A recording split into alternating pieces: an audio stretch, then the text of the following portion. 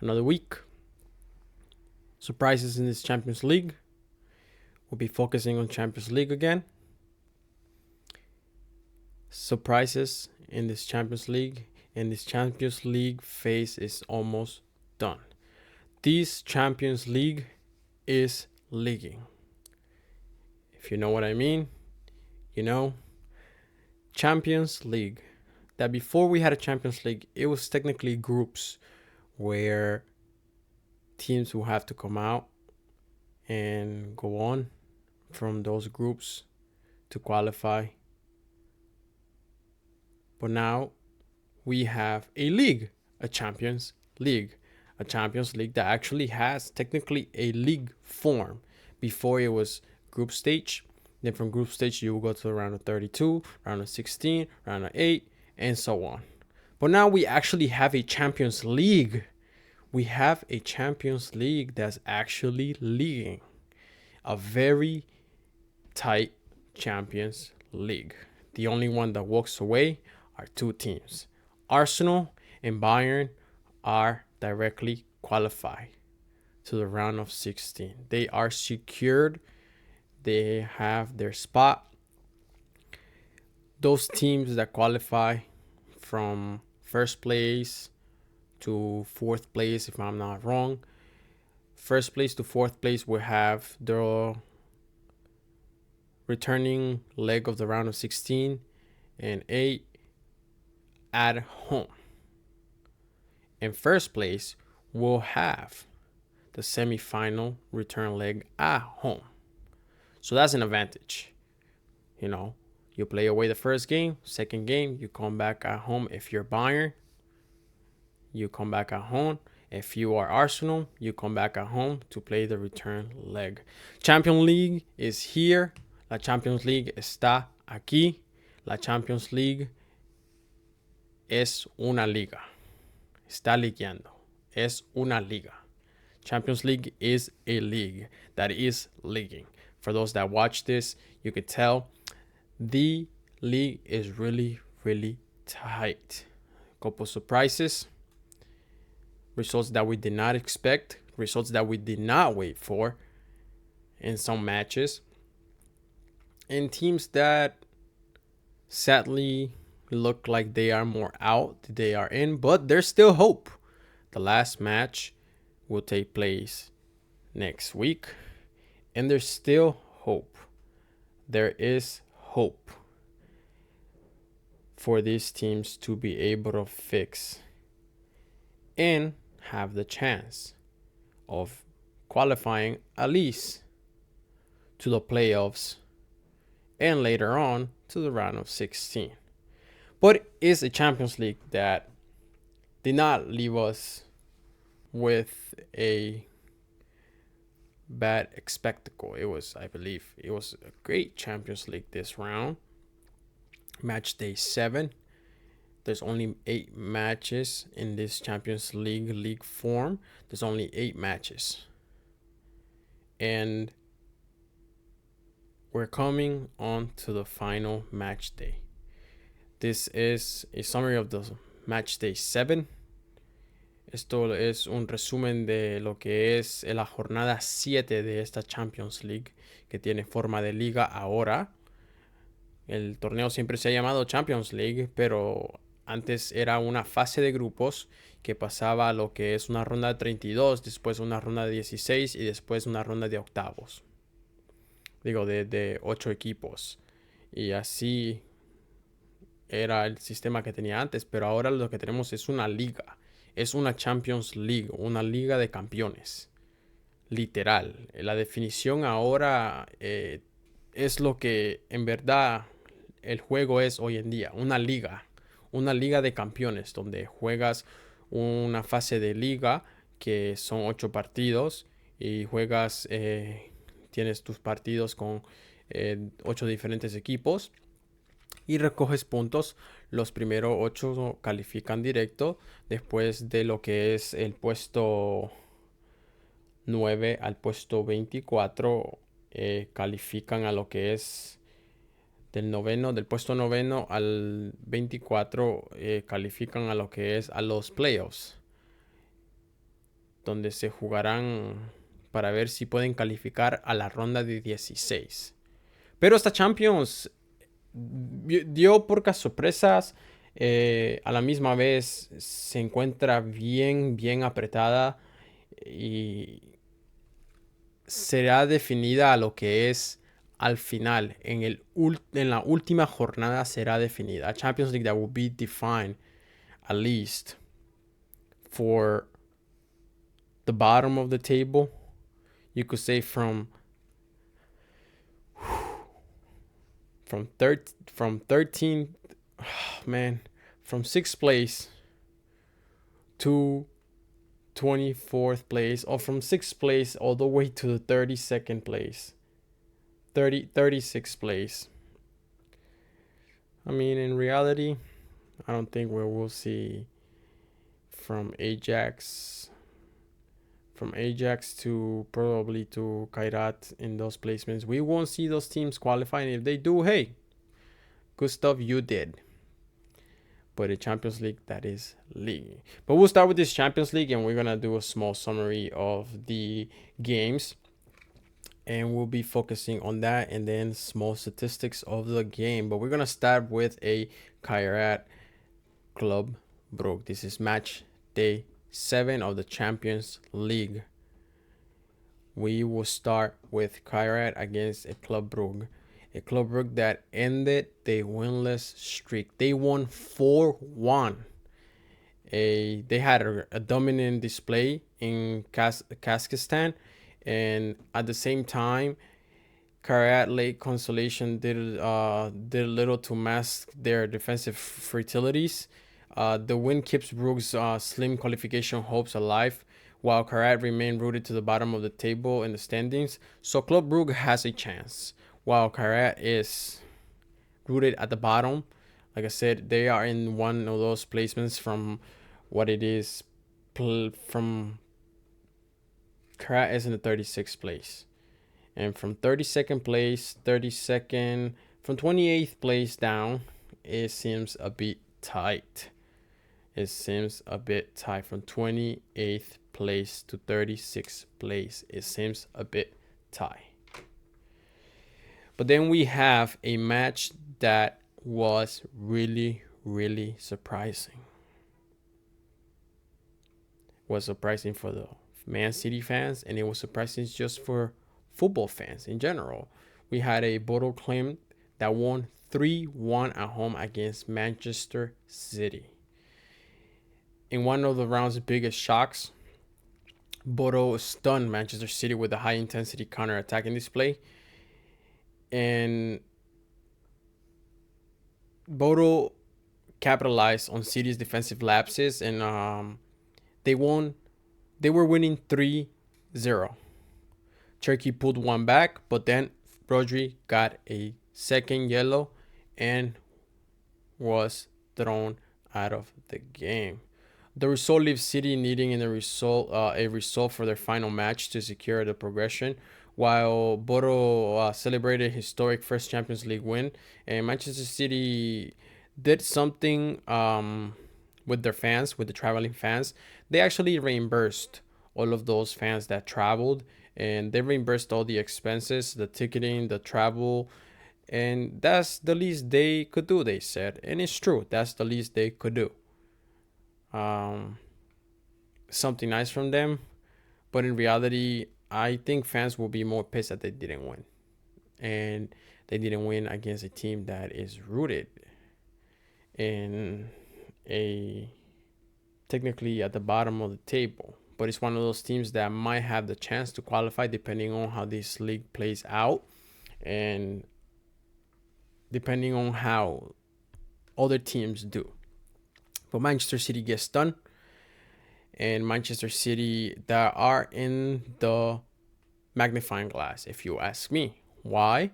Because they have been lacking in the Premier League, and they lost in the Premier League. They tied 3 games in the Premier League, then they lost, and now they come to this Champions League and lose away, which is understandable, but you have a squad that is worth billions. Returning investment at the moment is not coming in. But this is football. Things happen. Things can change. This is right now. This is just one game. They're still going to qualify, of course. Things can still be turned around. But a Manchester City that is left shocked. The transition from the Premier League to the Champions League carries. And they feel this one. They feel touched. They feel sore. And it's hard. But it's football at the end of the day. Things like this happen. Then we have a Villarreal against an Ajax. An Ajax that came from behind to secure a late win from a free kick. And at the same time, they finish overturning one of the goals from a player in the opening. And the match was a tale of missed chances for Villarreal, who remains winless. Villarreal that came into this tournament is third in the La Liga, but they are winless in this Champions League, while Ajax resilience keeps their slim hopes alive. Ajax is one of those other teams that is in the bottom of the table, but depending on how the league plays out, how the Champions League phase plays out, they might be able to move on to the playoffs. Then we have a Tottenham against Borussia Dortmund, a Tottenham that wins 2-0. Tottenham that have had a strong performance when it comes to the Champions League, but not in the Premier League. A Tottenham that eased the pressure on manager Thomas Frank with a solid win, and Romero's early header set the tone, and Solanke doubled the lead before halftime. And Spurs' defensive solidity and midfield control limited Dortmund's opportunities, and the result keeps them in the hunt for a top 8. This win helps them seek to finish on the top 8. And Svensson got a red card, and that means that he will miss the next match through suspension. Then we have an Olympiacos against a Bayern Leverkusen. Olympiacos is still Leverkusen with the 2 first half goals. And Leverkusen pressed for a response, but were repeatedly denied by Olympiacos goalkeeper, who made 6 saves and was later named in the team of the week. The results breathed new life into Olympiacos' campaign, while Leverkusen qualification hopes now rest in the final match day. Some teams will come down to the final match day, and that's what happens in football sometimes. Then we have an Sporting against a Paris Saint-Germain. Another surprising result. Sporting won 2-1 at home. PSG was visitors, and Sporting produced a late turnaround to stun the holders of the Champions League.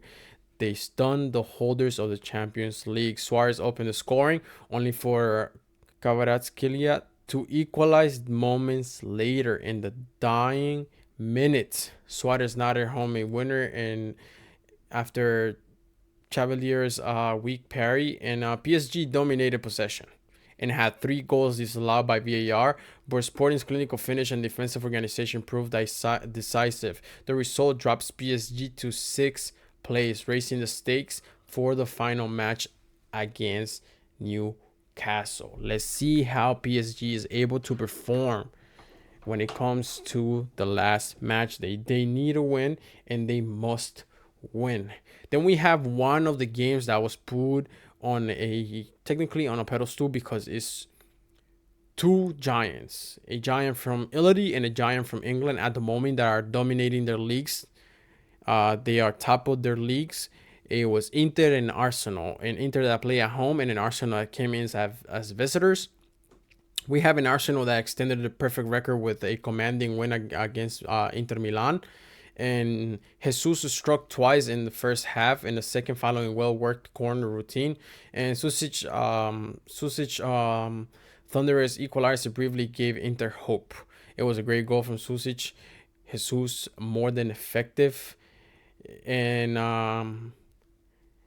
the goal from Susic gave the Inter hope. But then Jokic, late long-range effort sealed the points. That was a well-executed shot. I know Saka tried to take that ball on with himself, but it landed and it stayed perfectly where that ball was. They're just spinning, and Jokic did what he had to do and put the game to rest.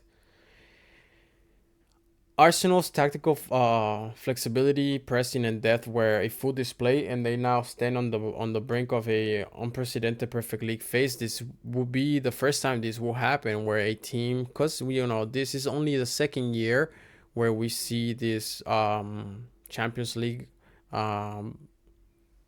Champions League phase take place, but Arsenal will be the first team to have a record of 8 games if they are able to win 8 games in straight, and if not, then the record will hold as 7.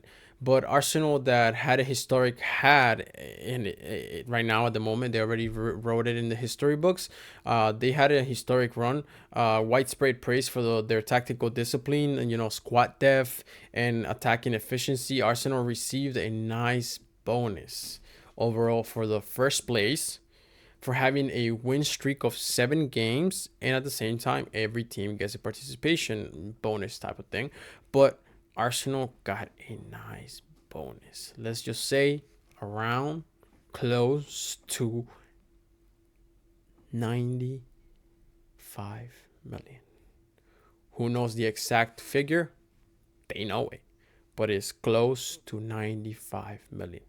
That gives you a whole leverage of being able to purchase players, to go and be like, hey, you know what, I'm looking into the market, I might want to get or bring. But at the moment, I believe this Arsenal team is another well-rounded squad. I do not believe that they need to go out of their way to get more players.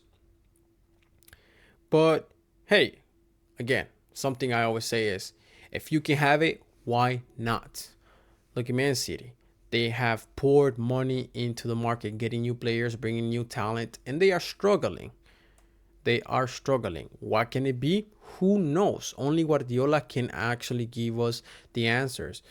The players are there. Some players are missing, yes, but he has brought new talent to at least cover those holes that he has at the moment in his team. But bringing new talent means working, and you got to incorporate these players into your team, and sometimes you got to change the aspect of their game so they can fit into your squad. But a Arsenal that keeps a perfect streak, they are first place, automatically qualified to the round of 16, and they will be playing the second legs at home. The returning leg will be at home. They will always go play the first game away, then the returning leg they will play at home. That is a huge advantage. Even in the semi-final, they will play at home. Moving on, we have a Real Madrid against a Monaco. And Real Madrid, they had a festival of goals, 6-1 against Monaco. Real Madrid delivered a statement performance after having all the fans, booing and whistling the players and the whole team in general. They delivered a statement performance, with Mbappe's early brace setting a tone. Mastantuono, Vinicius Jr., and Bellingham all found the net. And there was a player who scored an auto goal for Monaco. And at the same time, Monaco was able to put 1 goal away from a defensive error from Real Madrid. It was just one of those goals that you say is the honorary goal, just to lay back and relax and just take care of what the game really is. But a 6-1 is a major statement. Vinicius Jr. at the same time had 2 assists.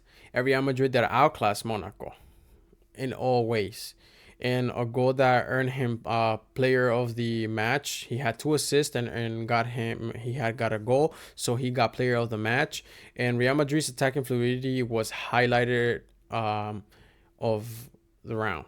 It was highlight of the round. They were great. This Real Madrid will play great. This Real Madrid can play. And again, Vinny, just anger from the fans is a thing of moment. You just have to play your game. Yes, it's not the best. I mean, like, again, I repeat it and I say it. We're all human. Some of us don't like to be judged, but this is what happens when you are on the focal point. And Jude, yes, sometimes, for some people it's easy to get behind the mic and just talk a lot of crap. Yes, it is. But that's why, again, I always say it. Here we are to judge the players on the field, what they do on the field, their actual performance in the game. What you do on your personal life, that ain't really my problem. Whoever's is putting opinions of your personal life out there, that's them. Here we talk about your performance on the field. Now, if your personal life of that is not family is affecting your performance in the field, that's another topic to touch. But here we're focused on actually judging you in the rectangle of the green. That's where we judge you. And that's why here we focus more on team and then how individuals can affect the game. And it's understandable. Nobody knows what goes on in your life. That's the life of a professional. Cameras, lights, action. But nobody really knows what goes on in your personal life. And it's understandable. Nobody likes to be judged. But that comes with the life of being a professional footballer. But Vinny, Jude, just keep doing your job. You guys are doing great. Haters are going to hate. And when people are trying to get you out of your path, your flow, opinions will be tossed at you. Rocks will be tossed at you. So the best thing to do is just keep playing. Speak with your feet. Speak with the ball. Speak in the green rectangle. That's all you can really do. In all honesty, that's all you can really do. Well, that's what happens. That's what comes with this. But Real Madrid that give a statement with this win. 6-1. The highest scoring game, if not the only highest scoring game.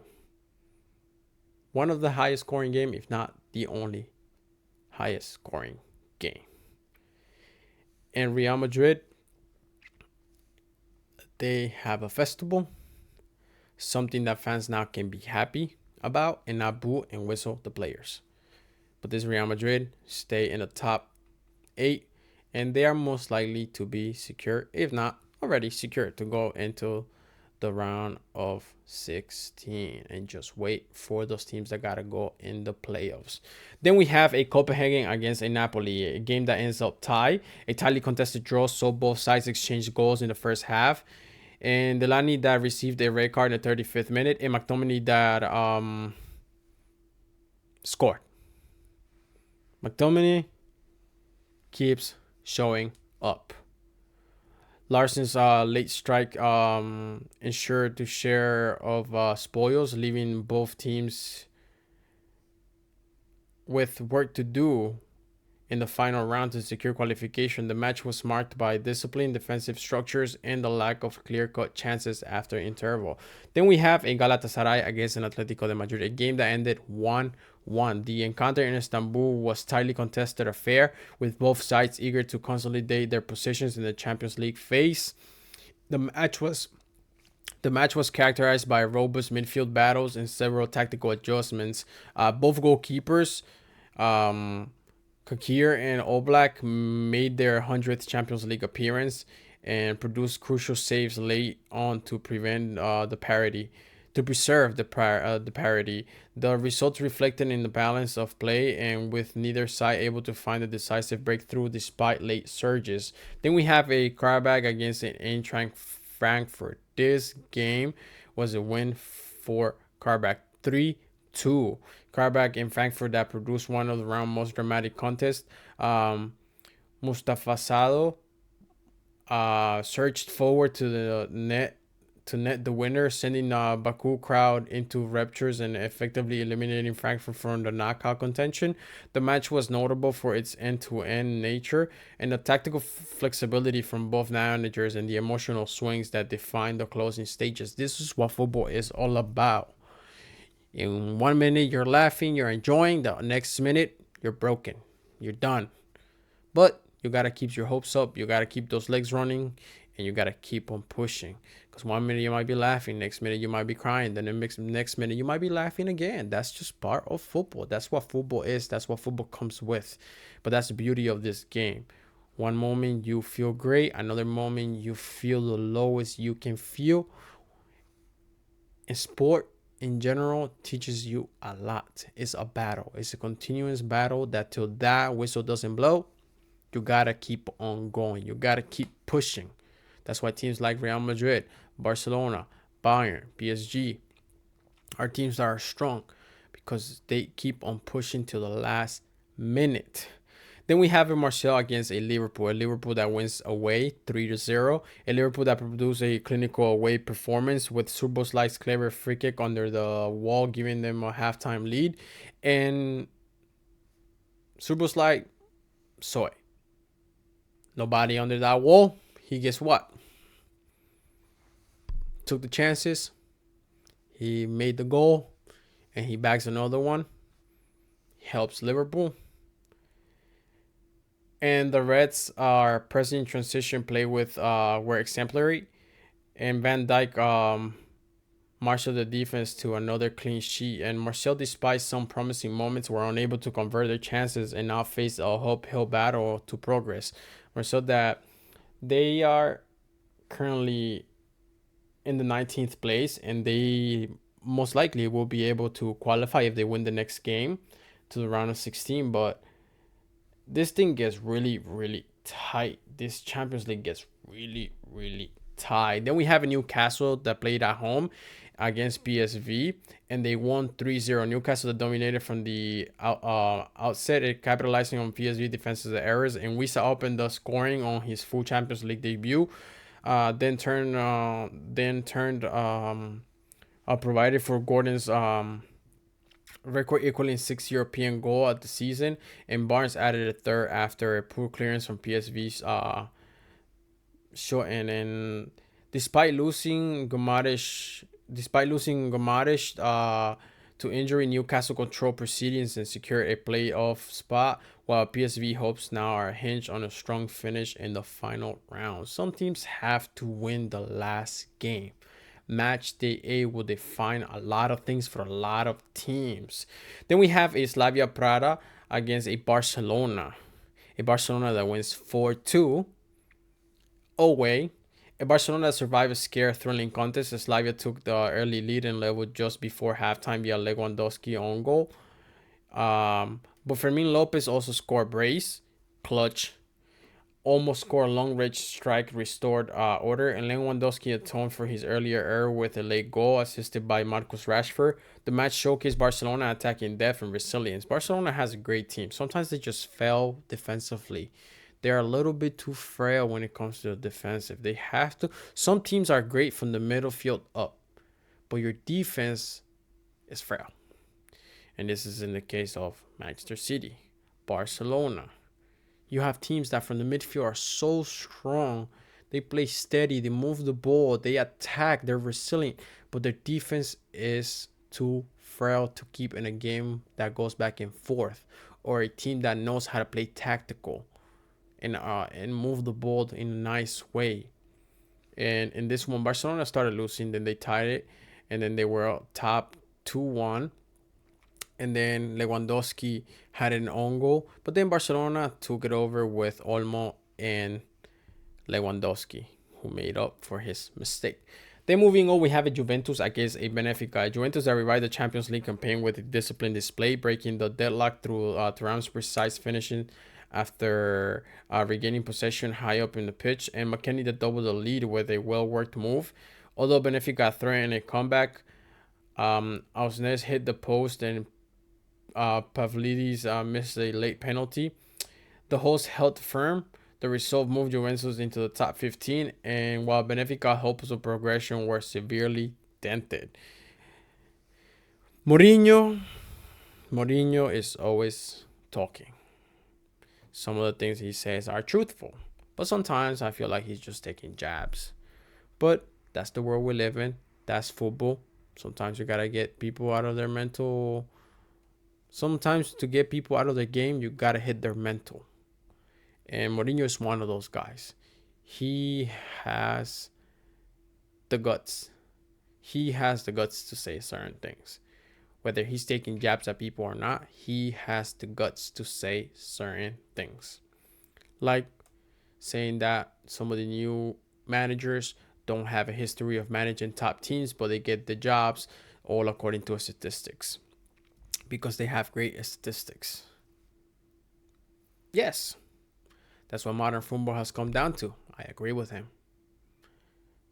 But the game has been changing. I've been saying this.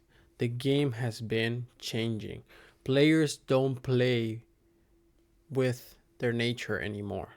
They don't play with their natural talent. They play more tactically, more robotic, more strategically, and that ruins the game. But that's what managers introduce into the pitch for them to do, and that's what players have to do, because if you don't, guess what? Going on the bench, to the point that you can be even tossed out of the team. But football is changing. Modern football is turning more robotic, more technical, less talent. We do not have players that can make you get up from your seat and single-handed change the game. These things happen. Sports evolutionize. Is this great? In my opinion, from the time I started watching this game to now, I don't think it's great. But at the end of the day comes a numbers game. That's what it has become. A numbers game. Statistics, just like Murillo said. But Juventus that wins 2-0. And Juventus now that is on the top 15. And Benfica's progression is severely dented. And Thuram's all-action midfield display and McKennie's scoring streak were central of Juventus' success. Then we have a Chelsea. Against a Paphos. A Chelsea that won 1-0. 1-0. Chelsea labored a breakdown to resolute Paphos' side with visiting goalkeeper and Jay Gorder producing a string of fine saves. The breakthrough arrived late and Caicedo nodded in from close range. Chelsea won 1-0. After Badiashil's flick off from Pedro Neto corner, the result moved Chelsea into the top 8, keeping their hopes in direct qualification to the last 16 alive. The match highlight Chelsea's set-piece threat and the growing influence of Caicedo's in the midfield, while Paphos were left to rue misses opportunities, including Jaja's deflected shot. Chelsea is working now. They were on a transition with Maresca, but now they have a new manager, Leon, who is putting his philosophy into the game. So we're going to see tweaks. This team might go from being at least a bit strong to being a bit more weak, and then going back to being strong. But we will see. The team is in a transition at the moment, and yes, Caicedo is a pillar in the midfield. Caicedo needs to be in that team. Chelsea needs Caicedo, and Caicedo needs to be in there to help Chelsea. That's how Chelsea has been. If Caicedo's not in, Chelsea suffer in the midfield. He's a very, very, very important player for this Chelsea team. Then after that, we have a Bayern against a Union St. Gilloise. Bayern became only the second club to reach 250 Champions League wins, with Harry Kane's quick-fire double in the second half sealing the victory. The English striker headed home for a corner before converting a penalty,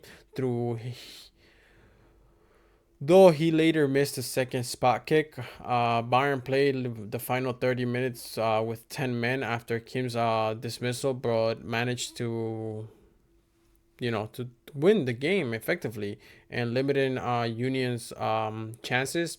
The win secured Bayern's progressing and underline Kane's status as one of Europe's elite forwards, now 6th in all-time UEFA club competition goal scoring. Kane is having a season. He's having a season in Bayern, in Germany, and in this Champions League. Kane is a very great forward. He will be in the history books, whether it's for England, in the Champions League, for Bayern, for Tottenham. He is a great forward. Then moving on, we have a Atalanta against an Athletic Club. An Atalanta that loses 3-2 at home against Athletic Club. Atlanta appear in control after Scamacca's early header, dominating possession and creating several chances. However, Athletic Club's tactical adjustments and impactful substitutions turned the tide in the second half. And Guruzeta's equalizer was followed by a quick-fire goal from Serrano and Navarro. And the latter composed finish proving decisive. Kistovic's late strike that gave Alana hope, but Athletic held on for the vital away win that keeps their knockout hopes alive.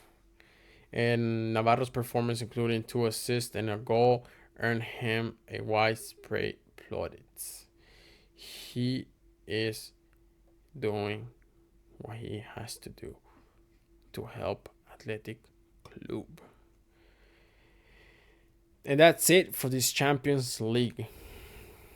18 games split between 2 days, Wednesday and Tuesday. Tuesdays and Wednesdays. There's only one more match. Match day 8, which take on next week, January 28th. It will start. And the Champions League that, again, a lot of teams are still depending on the last match day to be able to either secure or qualify. But the Champions League, that from first place to fifth place, those teams are safe. You could say that if they win the next match too, of course. But from 6th place to 13th place, all of those teams have the same amount of points. All of those teams have the same amount of points. We're talking about 6th place to 13th place. We are talking about from 6th place to 13th place. PSG, Newcastle, Chelsea, Barcelona, Sporting, Man City, Atletico, and Atalanta. All those teams have 13 points. The only thing that is making these teams be in a different positioning from 6th to 13th is the goal difference. That's the only thing that is making these teams be in a different position. And only things holding them is the next game. The next game will define who goes up or who goes down those positions. The teams from 6th to 13th place have to win the next game and outscore to be sure to be in the round of 16.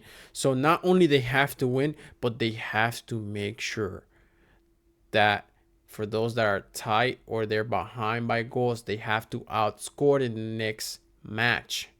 They have to outscore their opponent in the next match. 14th place to 24th place got to make sure to win to stay in the playoff contingency.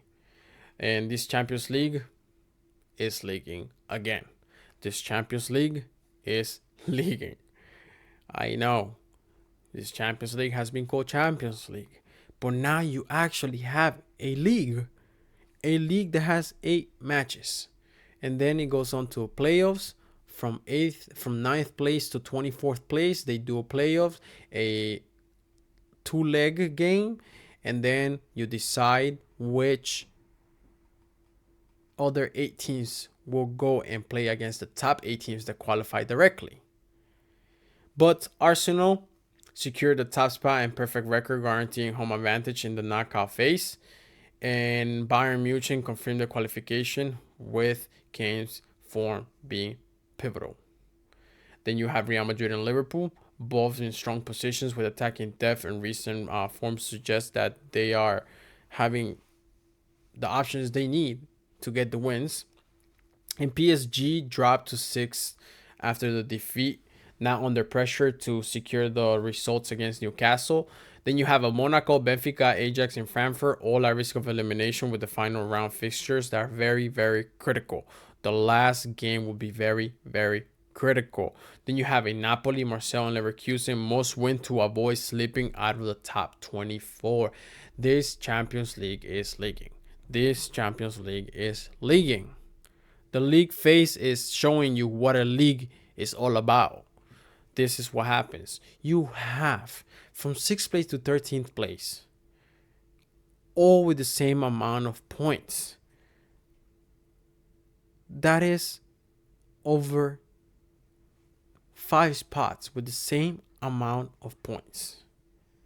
Then we have Thomas Frank from Tottenham. Yes, they win the Champions League, but they're struggling in their domestic league. So does this lift up the weight a bit? Yeah, kind of, you could say. But then at the same time, we have Luis Enrique. But Thomas Frank and Luis Enrique, they were singly out as managers under scrutiny, with the results in the final round likely to determine, you could say, their futures. I doubt it, maybe for Thomas Frank.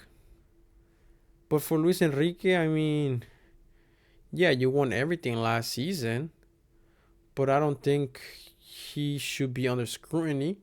If anything, Pep Guardiola, he's getting into this scrutiny. He tied 3 games in a row, lost 1 in the Premier League, and now he goes into this Champions League and loses away with a squad that is worth billions. Not millions, billions. Hey, this has become a numbers game.